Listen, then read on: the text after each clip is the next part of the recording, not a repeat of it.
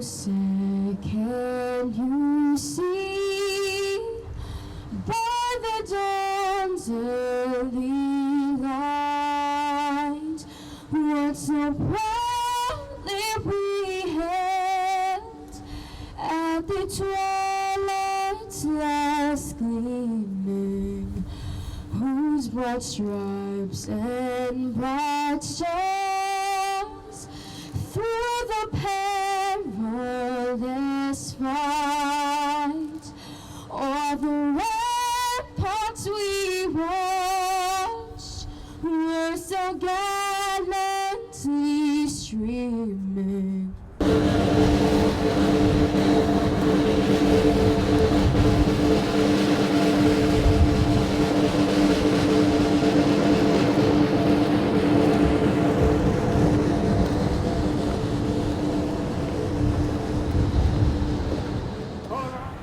Thou who hast spared our veterans from the grasp of our enemies, grant us full understanding of thy precious comforts. We thank thee for the privilege of life and the blessings we enjoy through thy graciousness of our country, the land in which we are given the freedom of speech, religion, and pursuit of happiness.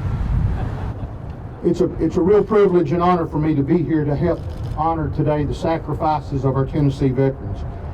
Today, we are not only honoring veterans who have served during the past 11 years in this global war on terrorism, but also those generations of volunteers who has come before us and has served this nation and state in the past.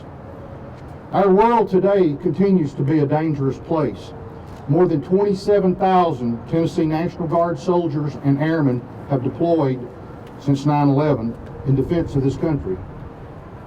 But even as this war that we are engaged in today winds down, it's imperative that we remain vigilant, that we remain on guard, that we stand ready to protect and defend the freedoms that we all continue to enjoy. We talk about honoring and remembering our veterans on Veterans Day, but it's equally important that we honor and remember veterans every day. We must be relentless in our reaching out not only to the veterans, but also to their families, because the families that support and sacrifice for them do more than the veterans.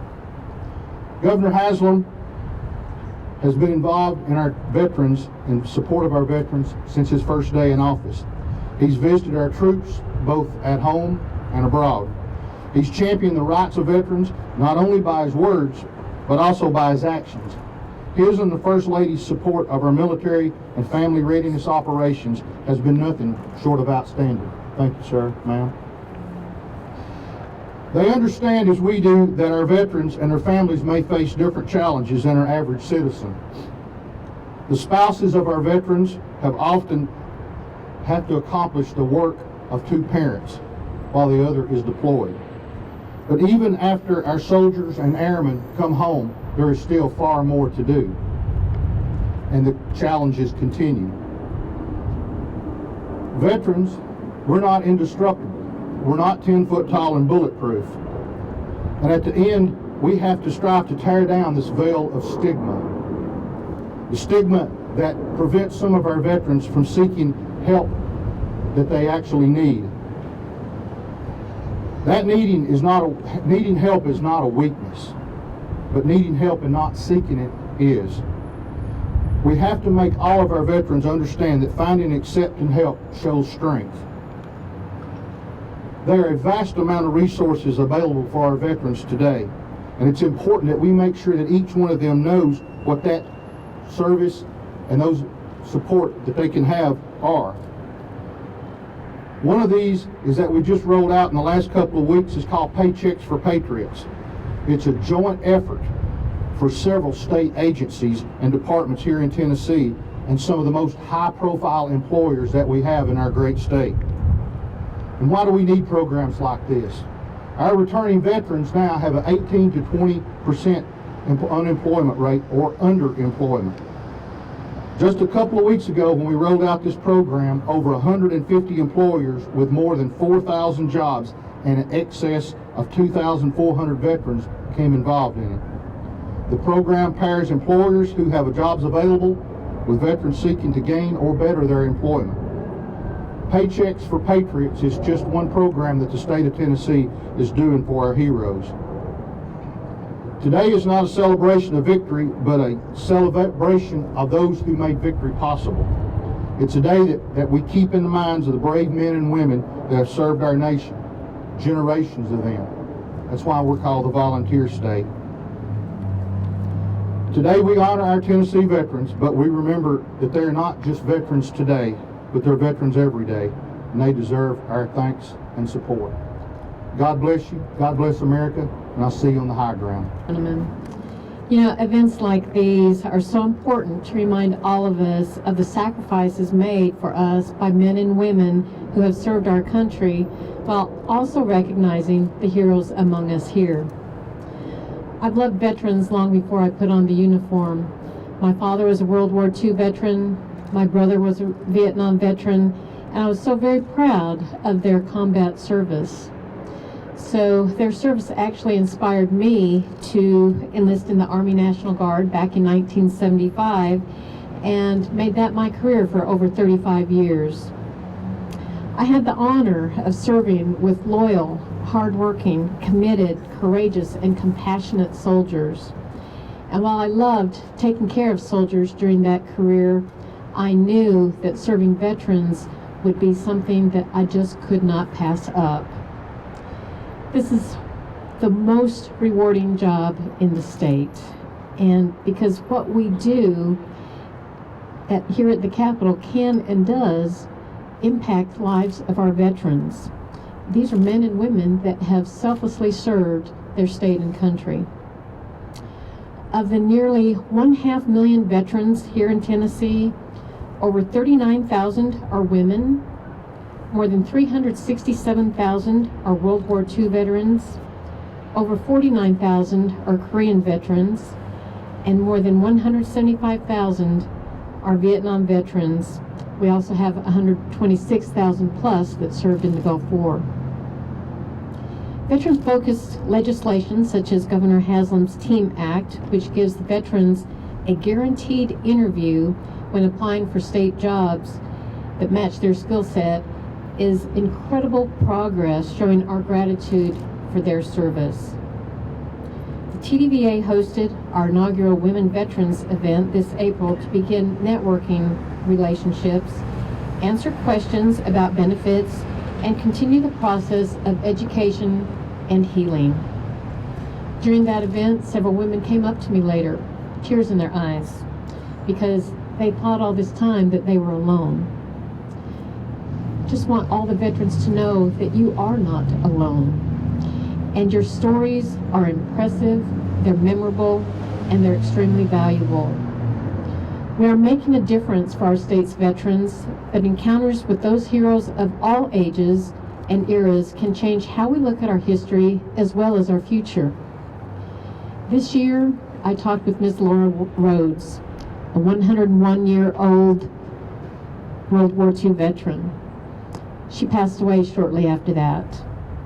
I also have had the privilege of traveling to Washington, D.C. with 3 World War II veterans on an honor flight.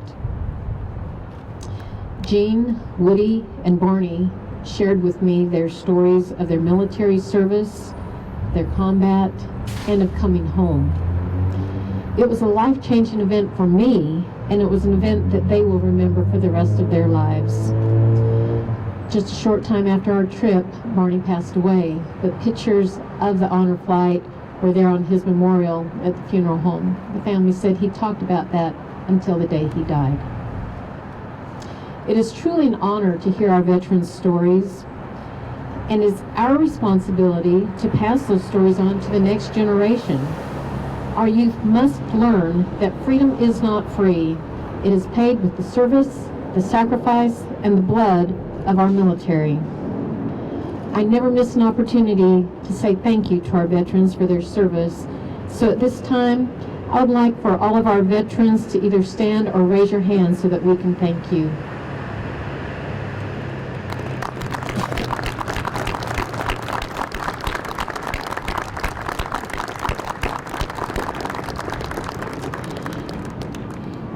want to remind you that in Tennessee, every day should be Veterans Day. And although not all of us can serve, we can all support those who are willing and able to bravely put themselves in harm's way for all of us. Those who serve do not do it for the honor, the glory, power, or wealth, but they do it for the freedom of all Americans and other countries throughout the world.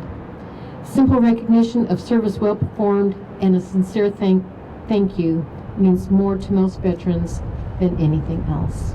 Thank you very much for being here. Well, as you've heard, this year has been a milestone year for Tennessee veterans with the TEAM Act, the Paychecks for Patriots statewide push to help veterans find jobs, $1.6 billion in federal claim monetary awards for veterans and their families, which is pumped back into the state's economy, and the creation of the Governor's Council on Service Members, Veterans, and their families. Making a difference for veterans in the volunteer state, your 49th Governor, the Honorable Bill Haslam. It occurred to me last night, all of us probably went to bed a little later than we meant to. Some things we were happy about and some things we weren't. But regardless, we had an incredible privilege of watching democracy take place yesterday. And we were able to do that because of the bravery of people from Valley Forge to Midway on through the battles of today. And we should never, ever take that privilege for granted, regardless of whether or not we like the results, nor should we take for granted the people that allowed us to do that. And that's one of the reasons we're standing here today. Another reason is to recognize the fact that state government is full of people who have served in two ways. They've served their country and they're serving their state now. We're going to recognize several of those, and Crissy's going to tell their stories here in a minute. But Crissy and I had a chance to visit with Elise, Frank, Raphael, Bonnie, and Gary right before we came down, and I can assure you that they have stories that represent those of thousands of others who have served well. By our count, about 10% of state employees are veterans, and of our cabinet, almost 25%. Obviously, General Haston and Commissioner Grinder, but Dr. John Dreisner, who's the Commissioner of Health, was a flight surgeon in the United States Air Force for 10 years. Jim Henry, the Commissioner of Intellectual Disabilities, is a Vietnam vet who served in the River Patrol of the United States Navy. Derek Schofield, our Commissioner of Corrections, previously served in the United States Army from 82 to 89, reached the rank of Captain and Ordnance Officer with the Operations and was Operations and Special Weapons Officer for the 588th U.S. Army Artillery Group in Greece. Doug Varney, Commissioner of Department of Mental Health, previously served with the 82nd Airborne in the United States Army. This is just a sample of a few of the people who have served, and it's one of the reasons we wanted to have this today. Let me just end by saying this. When we meet a veteran who has served, whether they have made the ultimate sacrifice and we recognize them for that, or we meet someone today who is bearing the price of that, either a physical wound or an emotional scar, or has come back and is contributing in ways that we cannot count. It's our job to thank them and to remind them of how grateful we are. On behalf of the state of Tennessee, I want to thank all of you for your service and what you continue to do to enrich our state and our communities. Thanks.